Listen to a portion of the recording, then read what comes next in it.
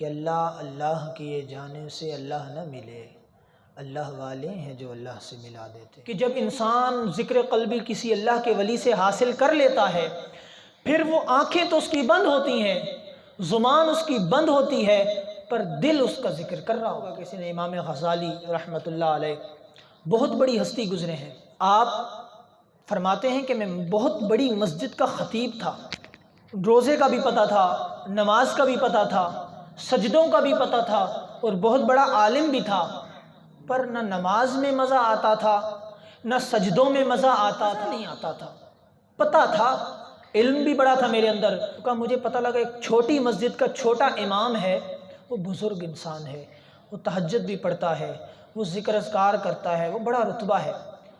تو میں نے کہا کہ میں ہوں بڑی مسجد کا، ہمارے یہاں یہ چیز بہت ہوتی ہے، کسی ولی کے پاس جائیں گے نا، یار میں کیسے ان کے پاس بیٹھوں، یہ تو میری طرح ہیں، تو بالکل میری طرح لگتے ہیں، یہ تو کھاتے بھی میری طرح ہیں، میں کیوں ان کے پاس؟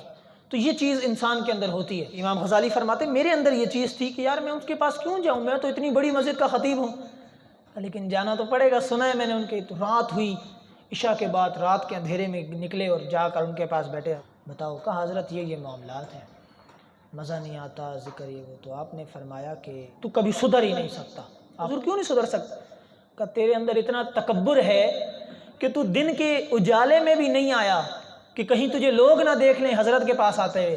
تیرا نفس جو ہے نا، نفس وہ تجھے گناہ کی طرف ابھارتا ہے، کہ اس طرح تجھے کچھ نہیں ملے گا، کہ جس طرح لوگ میرے پاس آتے ہیں ادب سے بیٹھتے ہیں، اس طرح ادب سے آ کر بیٹھے گا، پھر تجھے کچھ ملے گا۔ کہتے میں نے آ کر سوچا جاؤ یار وہ بڑا ہے میں بڑا ہوں، میں خطیب ہوں، میں کچھ کہ پھر میرے دل میں آیا نہیں، کہ میں نے استعفیٰ دیا مسجد سے۔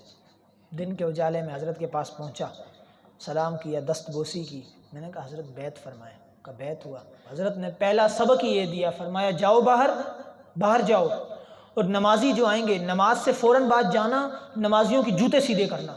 لگے کہ سارے نمازی مجھے جانتے تھے کہ یہ تو امام غزالی ہیں، ماشاءاللہ بڑی ہستی ہیں، خطیب صاحب ہیں۔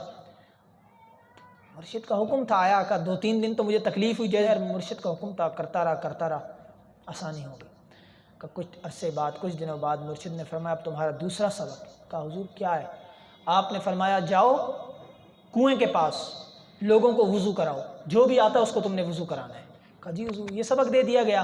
کہ بڑی مشکل ہوئی یار، میں جو لوگ مجھے وضو کرایا کرتے تھے آج میں ان کو وضو کراؤں گا۔ کہ وضو کراتا رہا۔ کچھ دنوں بعد ایک بزرگ آئے، بڑے پیارے بڑے اچھے بزرگ، انہوں نے آ کر بیٹھے اور وضو میں نے انہیں کرایا، تو انہوں نے عجیب بات کی، کنویں کے ارد گرد جو منڈیر ہوتی ہے جسے کہتے ہیں دیوار سے، کہ ادھر بیٹھے، فرمایا ہمارے پاؤں دھلواؤ۔ کہتے ہیں میں نے عجیب بات کی، پاؤں دھلواؤ یار، چلو خیر کا میں پاؤں دھلوانے لگا تو انہوں نے نا زور سا پاؤں مجھے مارا، اور میرا جو پیالہ تھا جس سے میں دھلوا رہا تھا وہ اڑ کے کیچڑ میں گرا، میرے سارے کپڑے خراب۔ کہ پھر میں غصہ نہیں آیا مجھے، کہا میں نے اٹھایا اور پھر وضو کرانے لگا، پھر انہوں نے پیالہ ایسے زور سے مارا، کہ پھر وہ نیچے گرا کیچڑ سے، کہ پھر میں ہنس کے وضو کرنے، انہوں نے پھر زیادہ زور سے پیالہ مارا۔